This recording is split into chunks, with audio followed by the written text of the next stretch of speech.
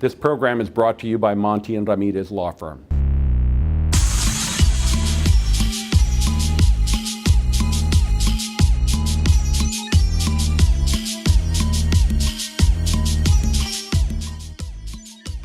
Welcome to the other side.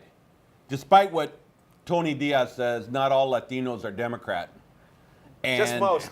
And here you'll get an opportunity to see both sides. You'll hear the left side from Tony Diaz, El Librotraficante, and he is really from the left. I mean, he's going to bring back some stuff talking about Pinochet and all of this stuff. It's called History and Knowledge. And Jacob Monty, a Latino conservative who brings you the right side that is also the correct side, and that is the Latino conservative. The minority within the minority. and growing, we're growing. But we're going to talk about the upcoming rumble in the jungle of Houston on October the 5th. Look, this is a case where I'm supporting Senator Cruz proudly. I don't agree with his position on immigration, but I agree with everything else. And the topic here in Houston is energy. I mean, this is the energy capital of the world. And the problem with Democrats like Tony is they have not gotten how important energy is to Texas. Without fracking, we wouldn't have record job growth. And I mean, I've been to Midland. I was in Midland recently and I saw all the jobs, Latinos working at these jobs. That wouldn't have happened without fracking. The Democrats want to take us back to the Stone Age, I guess, and have us, with solar powered everything, and Texans aren't going to buy that. We like our big trucks. We like our Suburbans.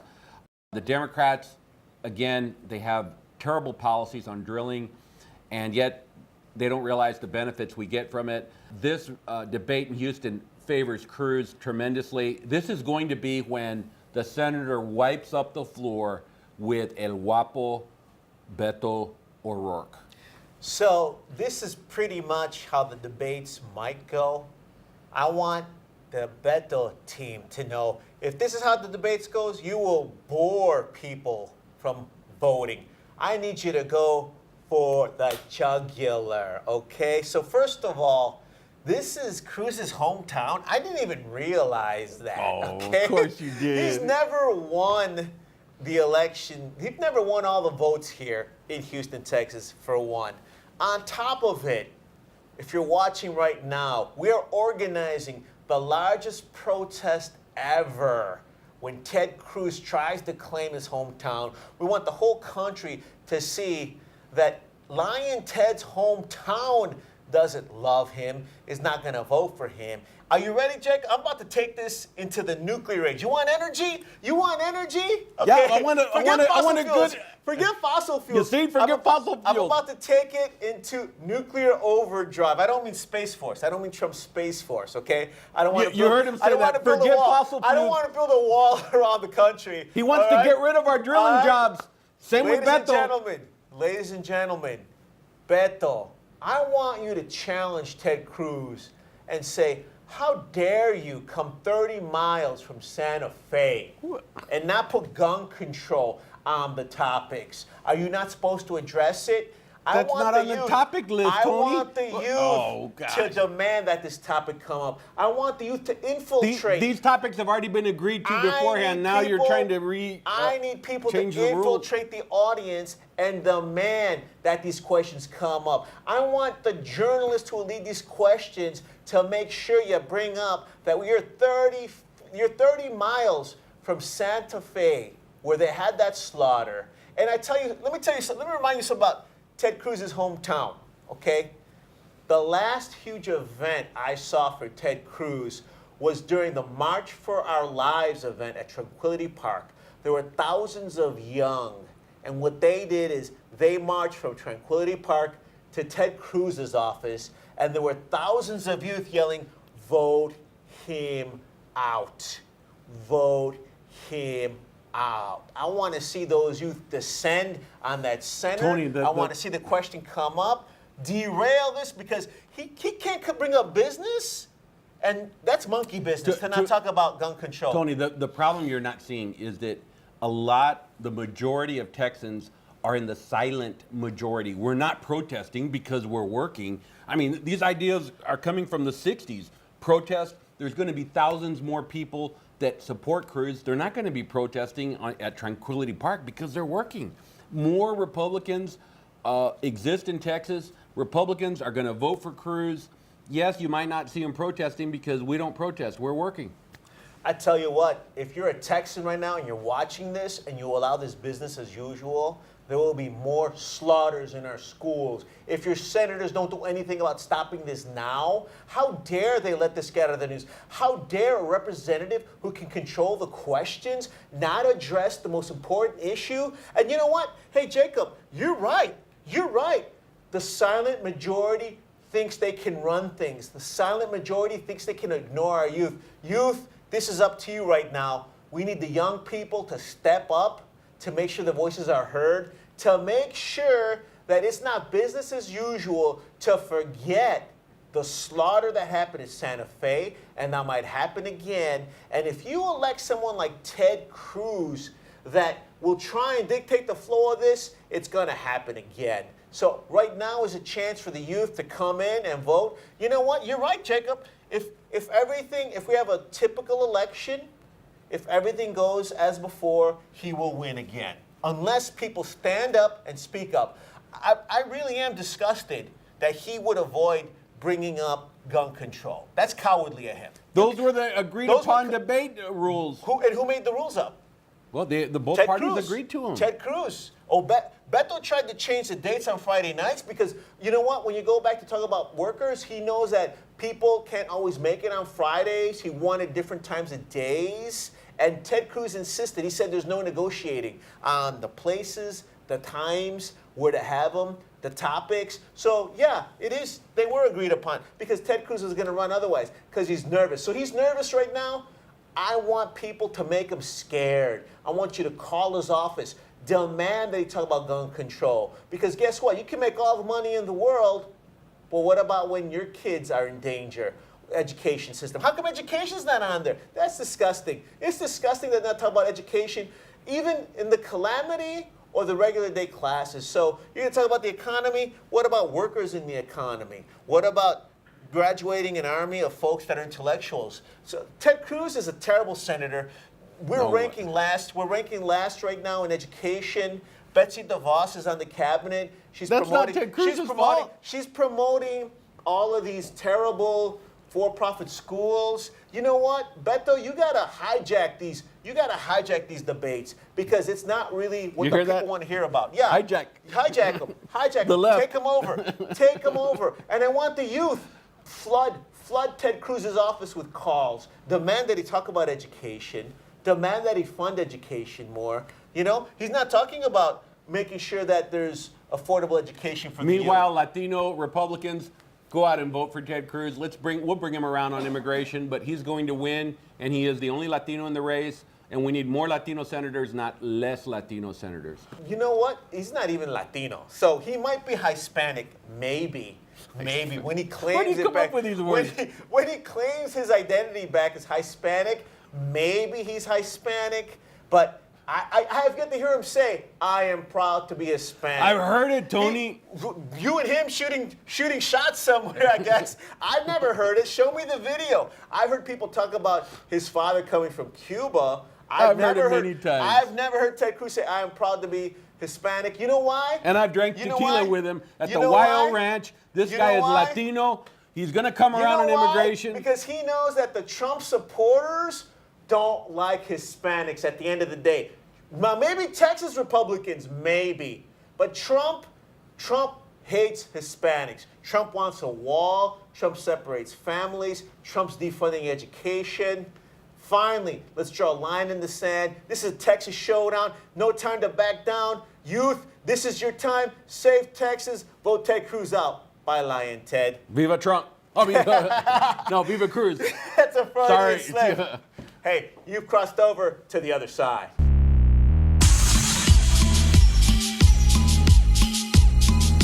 Latinos are over 40% of the Houston population, almost 50%. Yet we don't get nearly that much arts funding for our community or our artists. That's about to end. It's time to put Houston Latino art on the map. Hi, my name is Marissa Castillo, and I am a theater artist here in the Houston area. I think it's very important that we fund more Latino art. We are 45% of the population, and 1.2% of funding is going to Latino artists right now. I think that at this moment, Latinx art is not a part of the cultural identity of Houston, and I think it's very important that we remedy that, and it's an issue that's been here for a while now, and the population is only going to be growing, and the funding for the arts should as well. I think that this process has already been long, and I think we're at the point now where real action needs to be taken. This is Tony Diaz with The Other Side Television, and we have a segment for you that's very different from what you're used to seeing on our show. But what you are accustomed to is for us to get in depth on issues that others have not yet, or in ways that others can't imagine or dare not speak just yet. So we're ahead of the curve on this one, I believe. And of course, more than anything, unfortunately, we're about to touch a topic that is very real and unfortunately is touching too many lives. So I have Mike Lopez with me, and he's going to tell us about a presentation he's developed to address what we might call school safety issues. First of all, tell folks the name of your presentation. The unit is called the In Case a Nut Comes Through the Door with Guns Blazing drill. Okay. Now, I got a laugh out of anxiety, so tell us why you gave this unit that name. Well, I was speaking to high school students. I was a teacher at Bel Air High School, and after Columbine happened, I saw a trend coming. I knew that this was going to catch on just because to your average psycho, that would be very enticing. Numerous victims, unarmed, easy targets, and in a location that's very well spread out, that can be pretty much approached, and due to the isolation of the classrooms, people on the other side of the campus wouldn't even know what was going on. Now, I think some folks are going to resist this for different reasons. One might just be the first emotional response of saying, I hope this doesn't happen. I wish this weren't happening. That's one thing. The other response may be that, why is he so glib about this? Because you do break it down into a game. You call the shooters creatures. Some folks may wonder why that approach. So first question would be, what do you tell folks who say, well, I'd rather not just think about this? And secondly, what would you tell folks who say, this guy is just a little too glib about this? Well, I don't think approaching it in a very heavy fashion is necessarily good for kids. I think they need to see that there is a possibility of it happening, but I need them more to just think about it. And the reason I use the name creature is because I do not wish to humanize the shooter. I don't care about his background. I don't care about his mental attitude. I don't care about any of those things. All I care about is the result of his actions, killing innocents. I can't even understand it. I can't comprehend it. But I don't want them to think in terms of, this is a person. That's why I say this is a creature. This is an unfeeling, unthinking creature that only wants to kill just because he, or even she, likes the way it feels. That's heavy duty. Now, one thing is that your approach touches on a lot of different aspects of this issue in such a way that I think that you cut right to the point. So a couple things that we're going to do, we're going to be loading up and we're going to be airing certain segments from your full presentation. We are going to help you by putting the full presentation online. We'll be helping develop the website.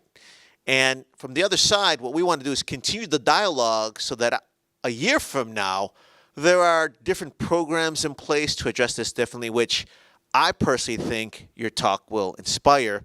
What are some of your short-term goals for this and long-term? Because if I understand correctly, of course, if someone wants to send you to a different part of the country, you're open to going. And so tell folks what your goals are at the end.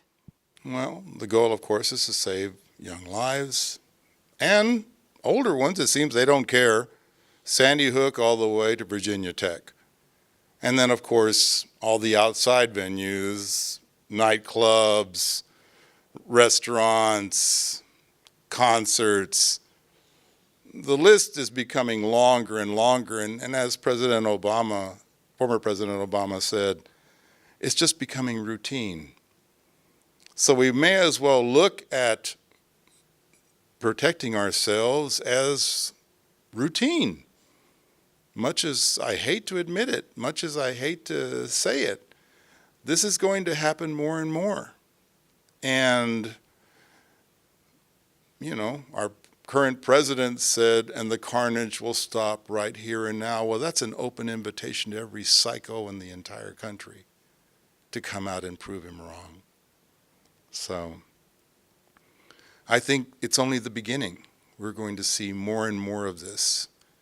And I want people to start looking at it because you can't stop the weapons. That genie's out of the bottle. You can't stop the weapons. That's done. If you stop selling ARs tomorrow, assault rifles tomorrow, there would still be millions of them out. And they would simply change hands by different methods, theft, resale. The methods are endless. So that genie's out of the bottle. And as far as bulletproofing everything that people have, that won't work either. If you bulletproof the school, they'll get them on the playground. You bulletproof the playground, they'll get them on the bus. You bulletproof the bus, they'll get them at the bus stop. It's never going to stop. It's just they're just going to find new venues. So it's up to us to just start changing the play it safe attitude. Well, Mike, you've given us a lot to think about, but also a lot to act on. Of course, you can visit the website, which we've got on the screen right now, to see the full presentation. And, of course, we want to hear from you. That's the whole point. You can either reach us at our website, www.theotherside.com. You want to go old school, give us a call, 713-867-8943. And, of course, you can email me at tony@librotraficante.com. One way or the other, this is Tony, and you've crossed over to the other side.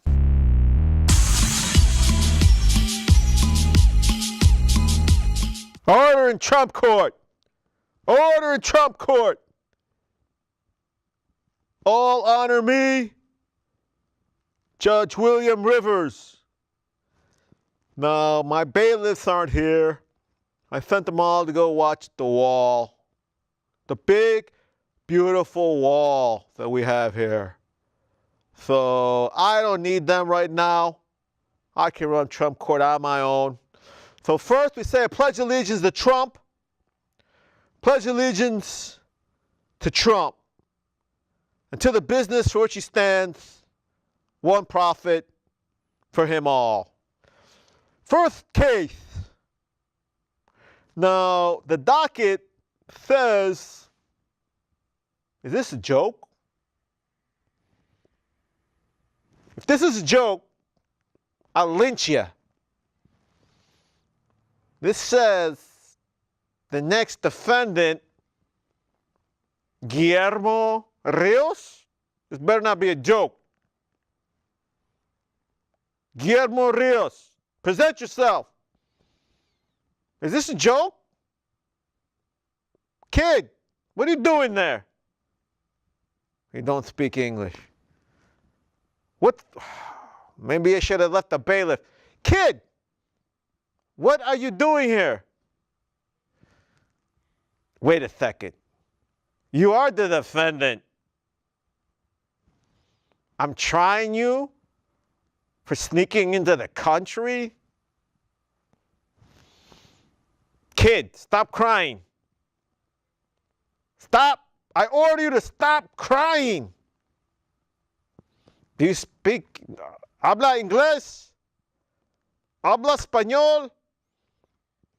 The justice system is made for English, not Spanish. I ain't spoken Spanish in decades. Muchacho, usted está aquí, ¿por qué? No llores. All right, this makes no sense. Stop crying. Kid, te voy a liberar. I'm gonna let you go, kid. I'm gonna let you go.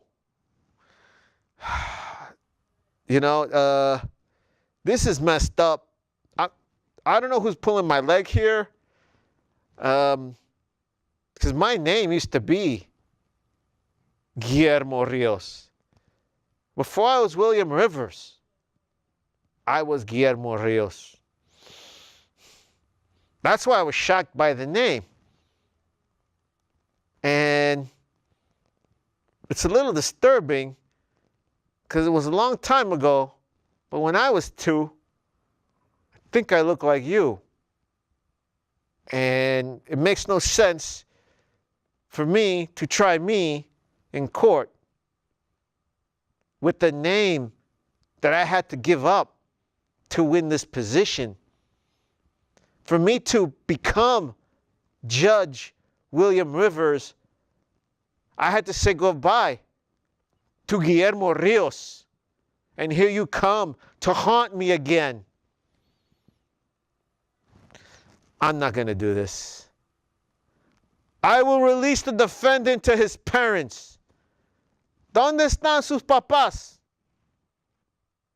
What do you mean they're not here? What kind of parent would let their kid come without them? What do you mean we deported the parent? This makes no sense. This can't be justice. Guillermo Rios, I made a mistake and turned my back on you once. I will not do it again. Guillermo Rios, I free you. I free me. I forgive your parents. And I'm putting out a warrant for President Trump for kidnapping kids.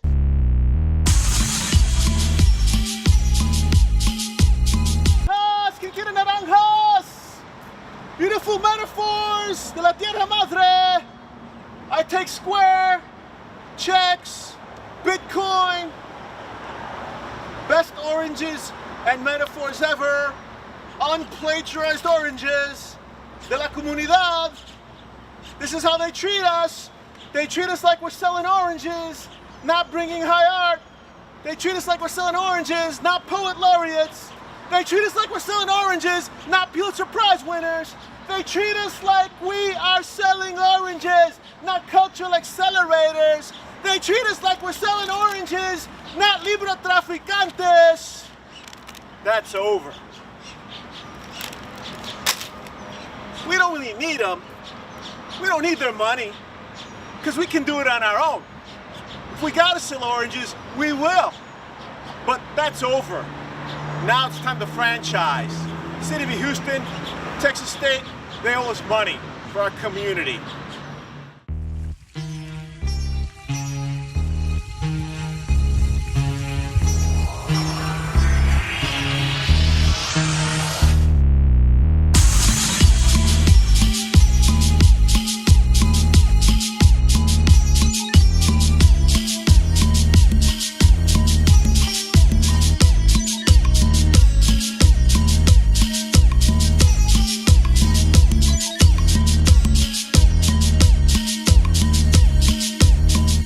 Welcome to the other side, and we're on your side. We're here to talk about the importance of Latino art, and we're here with Dr. Nicolás Kanellos, who is the leader in Hispanic publishing. He's the founder of Arte Público Press, and has basically archived our history for many decades back, generations back, and we're here to ask him why it is so important to have Latino art in Houston. Thank you for joining us. Arte Público Press is the oldest and largest publisher of Latino books in the country. We publish in print and electronic formats. And we are a national organization. We bring writers into Houston all the time. And we work heavily with the schools. We tour our writers to the schools and get kids interested in reading, writing, and in the world of books.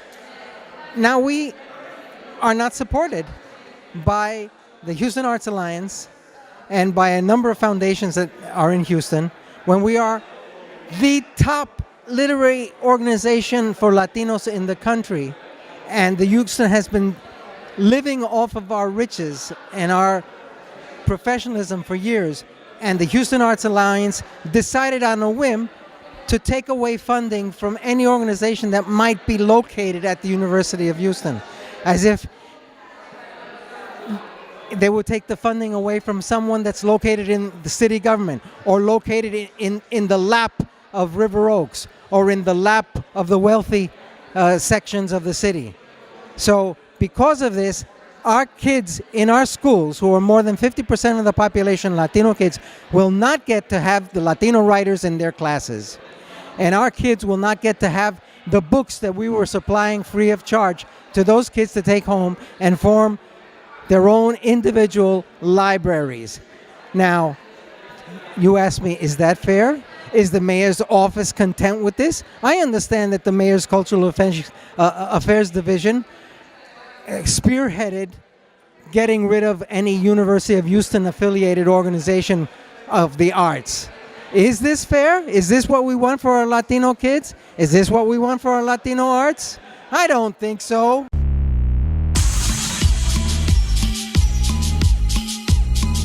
The Other Side TV is happy to launch the Ted Cruz Taco Challenge.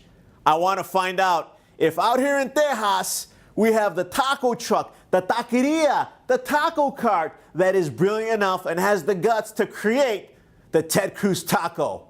Now, what's in it, you may ask? I have the secret recipe handed down from my tia next door.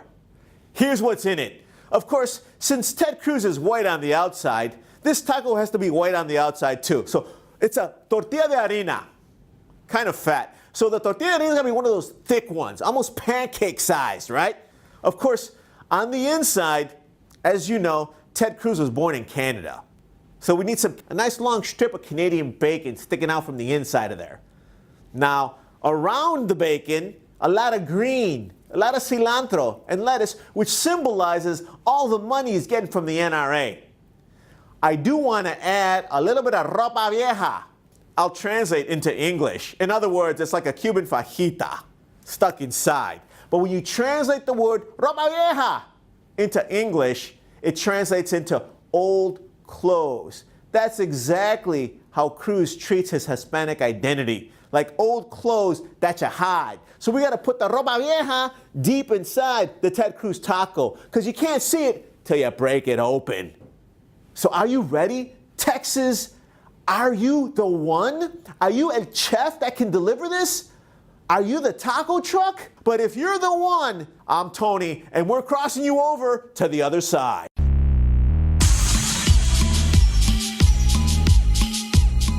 This program is brought to you by Monty and Ramirez Law Firm. We are here to help you with your immigration needs. We help families and businesses in immigration matters.